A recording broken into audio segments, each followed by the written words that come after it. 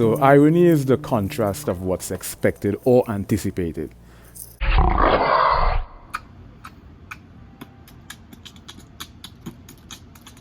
Tactical context, amplitude. So when you double the 440 hertz, you get 880 hertz. That's considered applied to an already established tension.